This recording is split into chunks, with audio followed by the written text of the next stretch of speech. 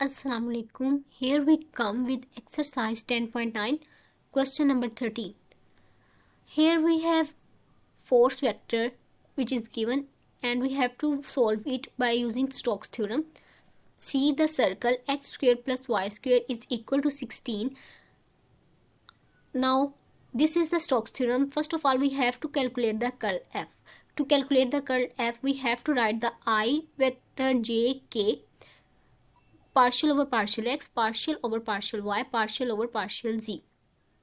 फिर जिस तरह इस अरेंजमेंट के साथ यहाँ पर लिखा हुआ है वही चीज़ें, वही उसी अरेंजमेंट के साथ हम यहाँ लिख देंगे -5/4x(z).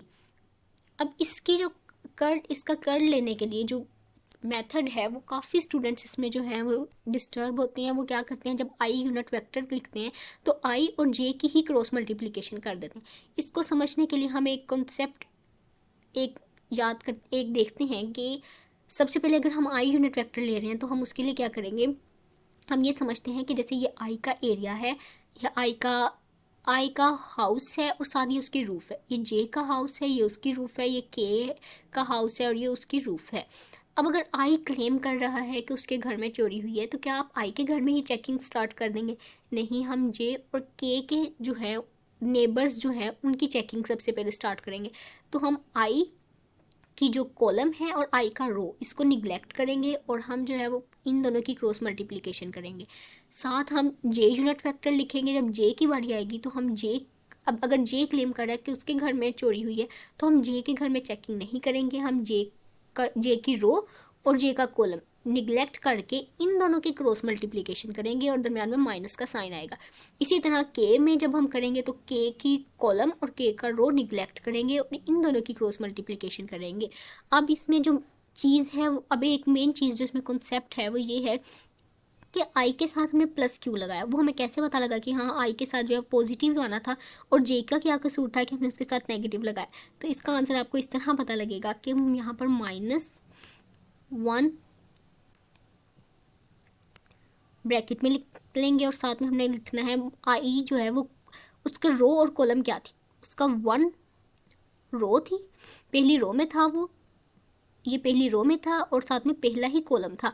तो 1 + 1 इसकी पावर क्या हो गई, इवन। जब पावर इवन हो जाती है तो उसमें अगर माइनस भी हो तो वो क्या हो जाता है, माइनस का साइन भी पॉजिटिव हो जाता है, जिसकी वजह से आई के साथ हमने यहाँ पर पॉजिटिव ही लगाया है। अब जे की बात करें, जे की अगर हम देखेंगे, अब अगर जे का हम देखेंगे तो जे में जो था, जे है तो फर्स्ट रो में ही है लेकिन सेकंड कॉलम है, जिसकी वजह से हमें यहाँ पर लिखना पड़ेगा 2।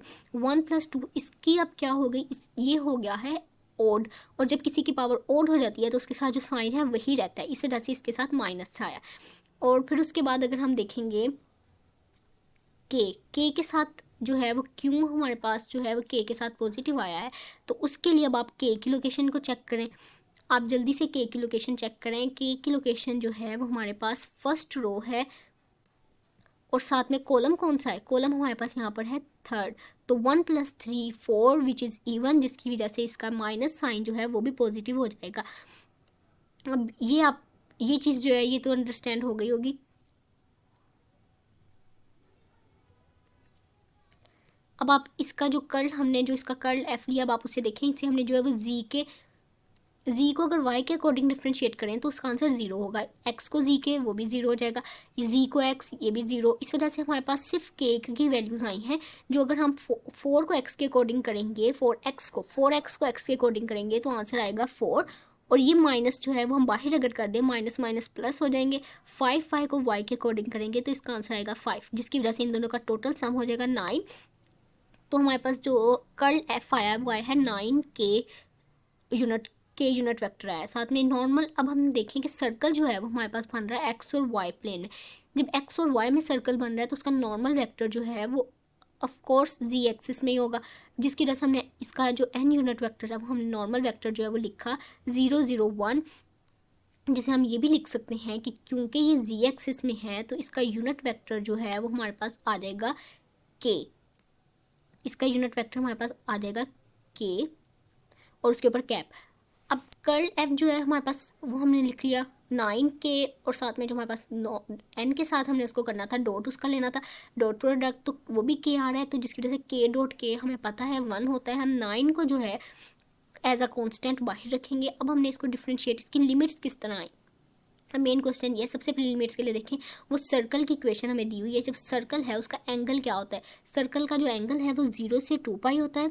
हमने सबसे पहले वो लगा दिया 0 से 2 पाई। अब हमें लेनी थी आर की लिमिट्स। आर की लिमिट्स हम कैसे पता लगेगी, आर की लिमिट्स हमें जो है वो इस जगह से पता लगेंगे, x square plus y square is equal to 16 है ना। अब अगर हम 16 को भी स्क्वेयर की फॉर्म में लिखना चाहें, मतलब है ऐसे लिख सकते हैं 4 और उसके ऊपर स्क्वेयर, तो इसका मतलब रेडियस हमारे पास क्या हो गया, हमारे पास जो रेडियस है वो हमारे पास ये वाला 4 हो जाएगा। तो रेडियस हमारे पास 4 पता लग गया। हम इसकी लिमिट्स लगा देंगे, जो हमने लिमिट्स लगा दी हैं 0 से 4, 0 से 4 जो है वो हमने इसकी लिमिट्स लगा दी हैं।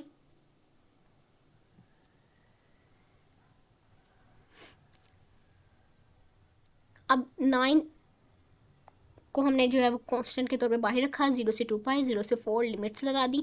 अब हमने इसको कार्टेशियन कोऑर्डिनेट से हमने इसे स्फेरिकल कोऑर्डिनेट्स में कन्वर्ट किया, जिसकी वजह से जब हम करते हैं इसे कन्वर्ट तो हमारे पास आर डी थीटा आता है। जाहिर बात है अब हम इसे एंगल और रेडियस के अकॉर्डिंग ही हम इसे इंटीग्रेट करेंगे। तो सबसे पहले हम आर को इंटीग्रेट करते हैं। आर की इंटीग्रेशन आपको पता है, जब भी हम आर की इंटीग्रेशन करते हैं, जब भी हमने आर की इंटीग्रेशन करनी होती है तो हम कैसे करेंगे, आर की इंटीग्रेशन होगी ऐसे, आर की पावर क्या थी 1, जो कि ऑलरेडी 1 थी, उसमें हमने 1 ही ऐड कर देना है। तो अब आर क्या हो गया, आर स्क्वेयर हो जाएगा, और जो जो हमने काम यहाँ किया है उसकी 1+1 वही हम उसको नीचे लिख देंगे, आर स्क्वेयर ओवर 2। ये अब हमने इसकी कर ली है, ये इसकी इंटीग्रेशन कर ली है हमने आर की। अब उसके बाद हमने इसमें बस लिमिट्स पुट करनी है, आर जहाँ आर की वैल्यू उसकी जगह हम 4 पुट कर देंगे।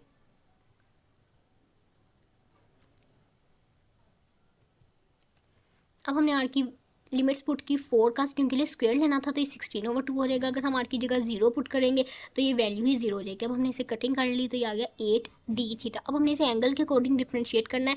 8 जो है वो हमारे लिए 8 हमारे लिए कांस्टेंट के तौर पे एक्ट कर रहा है ना, क्योंकि हमने एंगल की इंटीग्रेशन करनी है। तो 8 को 9 के साथ हमने 8 को बाहर ले गए ना, तो 9 के साथ मल्टीप्लाई होगा तो ये हो जाएगा 72। अब 0 से 2 पाई लिमिट्स है हमारे पास एंगल की, और डी थीटा हमारे पास एंगल नहीं है। जब हमारे पास इंटीग्रेशन पता है तो इसकी इंटीग्रेशन जो है वो हमारे पास आ जाएगी थीटा। अब यहाँ पर हमने 0 और 2 पाई इसकी लिमिट्स पुट कर देनी है। जब 0 पुट करेंगे तो जब 72 0 से मल्टीप्लाई होगा 0 हो जाएगा। जब 2 पाई से मल्टीप्लाई करेंगे तो हमारे पास जो आंसर है 144 पाई आ जाएगा। Let's move to the question number 14। यहाँ पर भी हमें ऐसी एफ गिवन है। सबसे पहले कर्ल एफ फाइंड करते हैं। पहले मैंने आपको प्रीवियस क्वेश्चन में इसका डिटेल से बताया कर्ल एफ कैसे फाइंड करनी है। अब यहाँ पर भी सेम वैसे ही लिखा है। अब इस यहाँ पर मैंने थोड़ा सा शॉर्ट करके लिख लिया, आप इसे करके देख सकते हैं। जैसे मैंने आपको बताया था आई के लिए करना है तो आई की रो कॉलम को निगलेक्ट करके बाकी दोनों की क्रॉस मल्टीप्लिकेशन करनी है।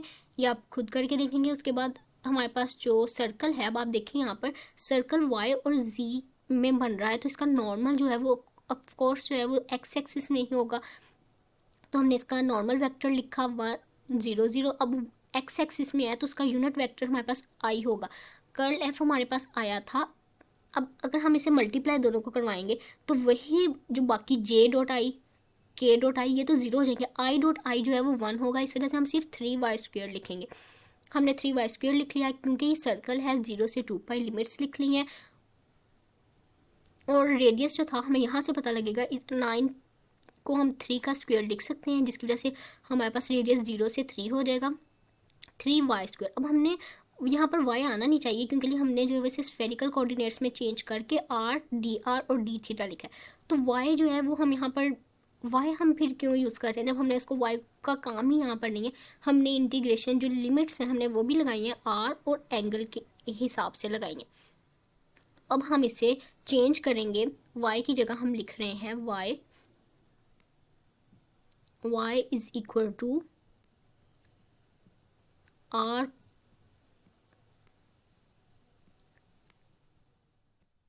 y is equal to r cos theta लिख लेते हैं।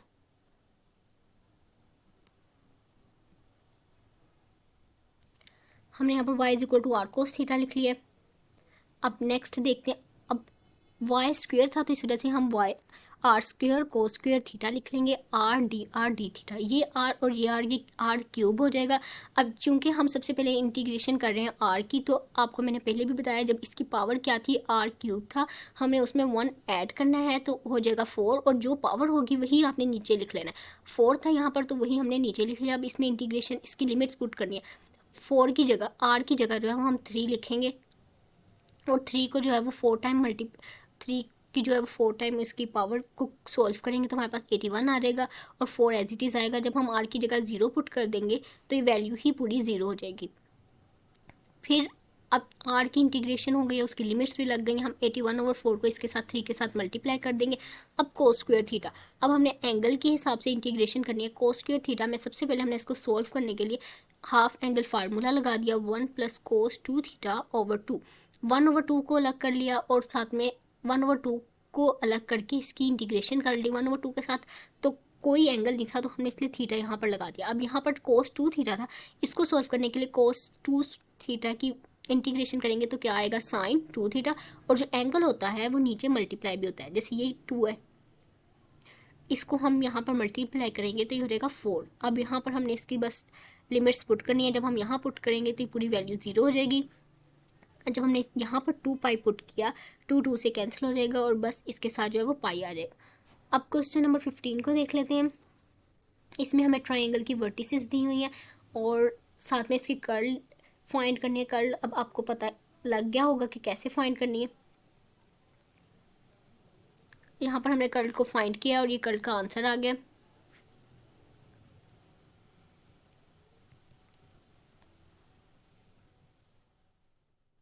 ये कर्ल का आंसर आ गया। अब हमने देखना है कि नॉर्मल वेक्टर जो था इसका कैसे पता लगेगा। नॉर्मल वेक्टर जो है अलोंग जी एक्सिस है। सबसे पहले क्वेश्चंस को दोबारा देख लेते हैं। यहाँ पर आप देखें कि जो वर्टिस है, जब ट्राइंगल है वो उन्होंने हमें बताई 0, ये तो ओरिजिन हो जाएगा।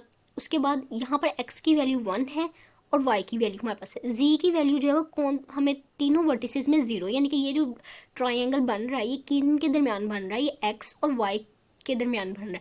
तो z में तो हमें कोई इसकी वैल्यू यहाँ पर भी 0 है, यहाँ पर भी 0।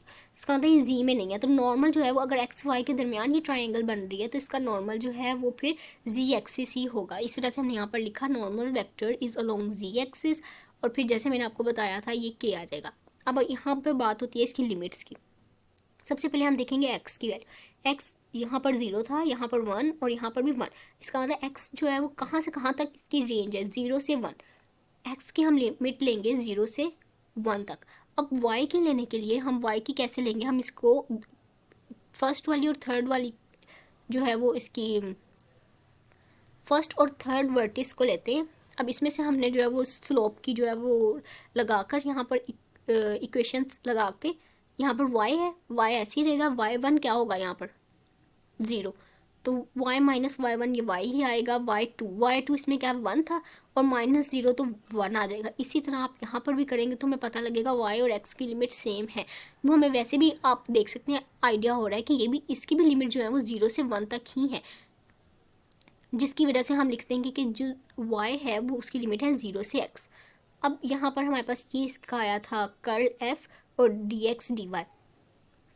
अब हमने इसकी लिमिट्स चूंकि हमने एक्स वाई में ही ली हैं तो यहाँ पर भी हम इसे सॉल्व भी dx और dy के अकॉर्डिंग ही इसका इंटीग्रेशन करेंगे। हमने यहाँ पर सबसे पहले 2 को कॉमन लिया, 2 को बाहर कर लें, x तो यहाँ पर रह गया और -y था। सबसे पहले हम इसकी इंटीग्रेशन कर रहे हैं y के अकॉर्डिंग। तो यहाँ पर x के साथ y नहीं था ना, तो इसकी इंटीग्रेशन कैसे होगी, इसके साथ हम बस सिंपली xy लिख देंगे। -2y है तो 2 एज इट इज़ रहेगा। y की इंटीग्रेशन जैसे हमने पहले की, इसकी पावर क्या है 1, तो हम इसकी पावर में 1 ऐड कर देंगे, 1 + 1 2 हो जाएगी, y की पावर 2, और जो इसकी पावर ऊपर थी वो नीचे लिखती 2। और ये 2 तो हम पहले ही हमने कॉमन ले लिया ना, तो एक अकेला y ही था, y²/2 हो गया। अब इसमें आप इसकी लिमिट्स लगा देंगे, जहाँ जहाँ आपको y नज़र आ रहा है वहाँ पर हमने x लिख देना। ये पहले ही x था और ये वाला x दोनों x², y की जगह x लिखना था तो x²/2 अगर हम 0 करेंगे वैसे ही 0 हो जाएगा सारा। अब x2 - x2/2, इसका आंसर हमारे पास अगर हम इसे सोल्व करेंगे तो ये x²/2 आ जाएगा। और साथ में हमने ये 2:2 के साथ कटिंग कर दिया। अब इसको इंटीग्रेट करना है with respect to x. X square की इंटीग्रेशन कैसे करेंगे? एक्स स्क्वेयर की इंटीग्रेशन भी हम वैसे ही करेंगे।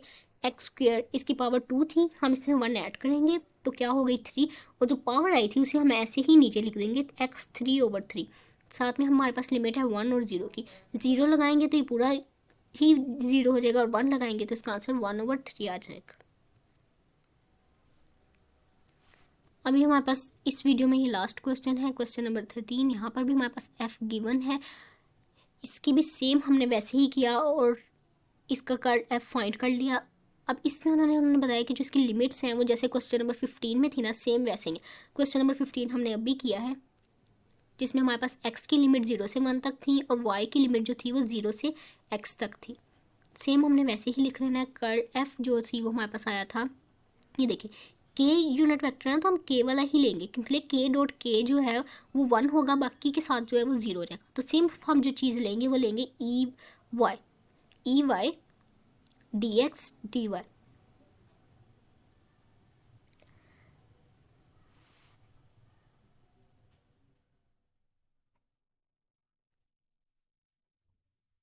अब हमने इसे सोल्व किया। सबसे पहले सोल्व करें आप ey के, अगर हम इंटीग्रेशन करें y के अकॉर्डिंग, हम ey की इंटीग्रेशन करें तो इसका आंसर क्या आएगा? इसका आंसर ey ही आएगा।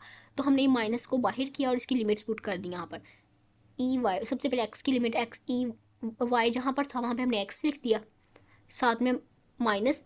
अब हमने e की पावर को ना 0 किया, जब e की पावर 0 होती है तो उसका आंसर आता है 1, तो हमने -1 इस वजह से कर लिया। अब x -1 आ गया dx। अब हमने इसको इंटीग्रेट करना है विद रिस्पेक्ट टू x।